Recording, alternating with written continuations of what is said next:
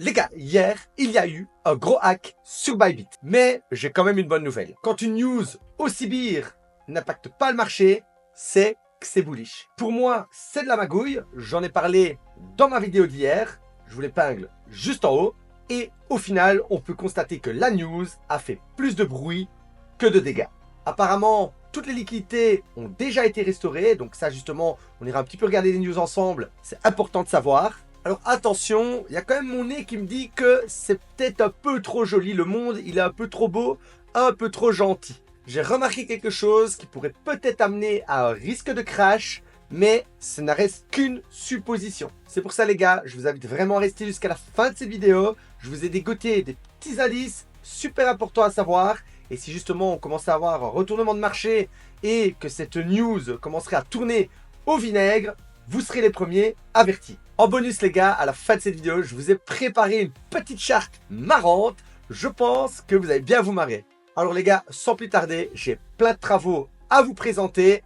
On démarre tout de suite. Bonjour à tous et bienvenue dans la Météo Crypto. Je m'appelle Noctis et chaque jour je vous amène des nouveautés et des stratégies pour vous aider à vous faire de l'argent sur ce marché. Si vous êtes nouveau sur cette chaîne, alors n'hésitez pas à vous abonner et à activer la cloche de notification dès maintenant. Alors les gars, je vous ai préparé des petites news. J'ai été un petit peu recherché sur internet pour vous à propos du Bybit hack et on va aller un petit peu voir ce qui s'est passé. Donc premièrement, on commence par la petite nouvelle drôle. Le hacker a burné des Ethereum pour 42 millions, donc on a un hacker gentil. Alors, on vit vraiment dans un monde de clowns. Voilà, ça, c'est ce que je voulais dire. On est là pour supposer, on est là pour réfléchir un petit peu, mais ça, c'est des faits. Le hacker, il a brûlé des Ethereum. Il veut peut-être se faire pardonner ou blanchir son karma. On n'en sait rien. News de dernière minute, la CEO de BitGet annonce que les liquidités de Bybit est entièrement restaurée. Il faut savoir que BitGet et Binance ont envoyé de l'argent à Bybit pour couvrir les problèmes. Donc ils se sont vraiment aidés ensemble. Mauvaise nouvelle, ce que je n'aime pas, c'est que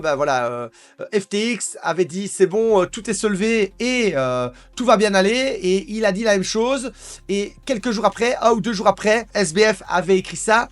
On a eu FTX qui annonçait la faillite et on a eu le crash. Donc tant qu'on ne s'éloignera pas de cet événement de 3, 4, 5 jours, une semaine, 2 semaines, on doit rester prudent. Ils sont peut-être en train de faire la compta et ça va peut-être pas aller comme on le pense, malgré que, voilà, apparemment la CEO de BitGet a dit que c'était les fonds étaient restaurés, c'est un fait. Maintenant, je veux comparer aussi quelque chose. Sur SBF, sur FTX, on ne savait plus retirer l'argent. Les retraits étaient gelés. Sur Bybit, tout le monde s'est encore retiré son argent. Il y a un petit peu de délai parce qu'il y a beaucoup de gens qui se cassent, mais tout le monde récupère son argent sur les fonds de sécurité. Donc ça, c'est déjà une chose.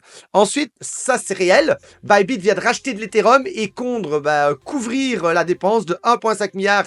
Donc si ça c'est réel, il y a une grosse pression d'achat en approche qui va arriver. Donc ça pourrait envoyer l'Ethereum à 10 000 de plus que si le hacker fait du burn. Il y aura le shock supply, plus les ETF.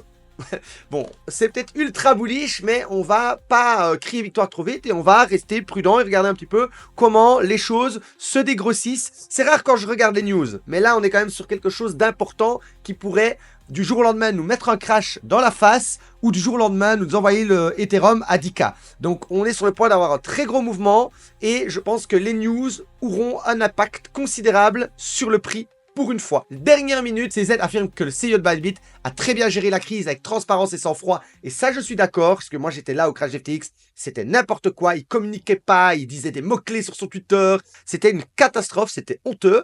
On pensait même qu'il se foutait de nous. Donc, contrairement justement au CEO de FTX et WizardX qui ont très mal géré, voilà. Donc ça, c'est un petit peu au niveau des news. Vous savez un petit peu maintenant ce qu'il y a dans ma tête. On va aller voir un petit peu maintenant ce qui se passe sur les graphiques à moyen terme pour prendre un petit peu de hauteur et sortir du bruit. Alors maintenant, on passe sur quelque chose d'un peu plus rationnel. Les gars, justement, on est ici dans la phase rouge-orange, on casse l'ATH, on est sur le total market cap, donc c'est l'ensemble du marché des cryptos. Ici aussi, rouge-orange, on casse l'ATH, on est sur ces mêmes zones. Orange clair, jaune, gros pétard, orange clair, jaune, gros pétard, orange clair, jaune, gros pétard. On espère avoir un gros pétard comme en 2017. Au pire, on aura un petit pouic comme ça, mais qui sera déjà très intéressant pour créer une phase mania. La fête va bientôt démarrer. Je reste très bullish. Pour moi, l'alt season est imminente. Les gars, ici, on est sur un graphique du Bitcoin à l'envers. On a un gros bol, on accumulation, on avance, on grignote, on accélère. Un gros bol, petite accumulation, on avance, on grignote, on accélère. Pour moi, on est sur le même fractal ici. En termes de touch, un touch rouge, le rebond, un touch rouge, le rebond, regardez comme c'est joli. N'hésitez pas à aller justement voir sur mon Twitter Noctis Crypto, un petit peu tous les travaux si vous voulez bien les observer. Alors ici on parle de Q1, le Q1 c'est quoi? C'est janvier, février, mars 2024, on a 101 jours de grande montée, on compresse et on repart. Ici pareil, on a 101 jours de grandes montées, on compresse et on repart. Regardez, on est en train de faire le petit swing ici, le petit grind de l'autre côté comme ici. Donc ça pourrait continuer à s'accélérer. Voilà, c'est pour ça que je dis qu'il faut quand même regarder un petit peu les news autour de Bybit. Si la situation s'arrange vraiment, je pense que c'est très très bullish pour les cryptos. Alors ici les gars, on a Ethereum Seasonality depuis 2021, chaque Q1, donc on l'a vu janvier, février, mars. C'est bull, même en bear market, hein, on est en bear market, c'est bull. Et si, justement, à partir de maintenant, on se rattrape et qu'on catapulte vers les 4000, 5000, ce sera également bull. Je reste très optimiste pour ce Q1. Alors les gars, on va analyser Bitcoin et Ethereum rapidement avant d'aller sur la charte bonus. Vous avez vu ici, on a la petite capite, on a le petit creux, on a la petite capite, on a le petit creux. On sort, hein, donc c'est une baguette chinoise. On sort, on retape pile dessus. C'est pour ça que je vais rester prudent parce que là, les gars, si on réintègre ça comme ça, et qu'on repasse là en dessous, c'est un top. Et là, ça va aller très vite ainsi. Voilà. Donc, je surveille. C'est pas une blague. Je suis pas là pour vous effrayer. C'est pour ça que je reste très attentif, même si tout est vert aujourd'hui et que le marché semble bien réagir. On a quand même un zombie qui est sorti du placard et c'était pas prévu. Mais donc ici, par contre, ce qu'on veut voir, c'est que ça tient et qu'on reprend de la force. On casse ceci, on marque vraiment ici un renversement fort de l'autre côté des baguettes. Au fur et à mesure du temps, on s'éloigne, voilà, de ce crash, de ce hack de Bybit et on reprend une tendance qui s'accélère. Pour moi, ça reste mon scénario principal, mais tant qu'on ne se sera pas avec beaucoup de clôture, on n'aura pas renforcé le prix de l'autre côté, je reste très prudent. Alors Ethereum, lui, il a vraiment pareil fait son petit pullback, il est de l'autre côté. Voilà, c'est ça, c'est la même chose aussi. On veut qu'il tienne ceci, qu'il nous casse ça fort avec un gros breakout qui rattrape. On suit la tendance, on est à la sortie des baguettes chinoises. Il y a toujours beaucoup de peur et d'hésitation.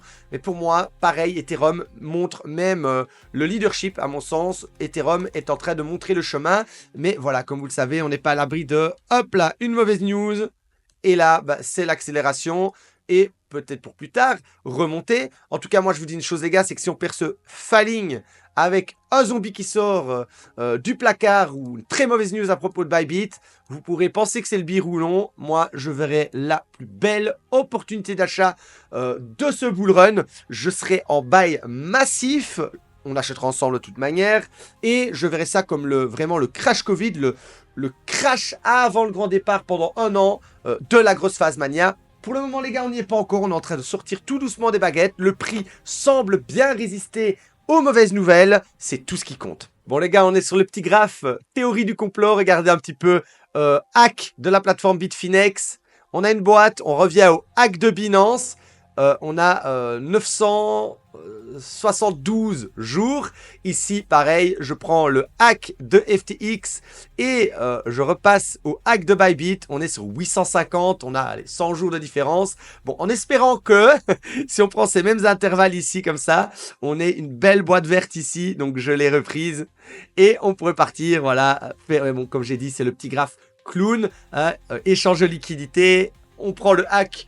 C'est plus du hack pour détourner de l'argent peut-être. Théorie du complot, vous savez. À prendre avec des pincettes. Mais je trouvais ce graphique marrant. Mais voilà, je voulais passer sur une petite touche d'humour avant de finir. Alors pourquoi pas démarrer le The Gros Bull Run maintenant que 2 ans de Bull Run, adoption massive.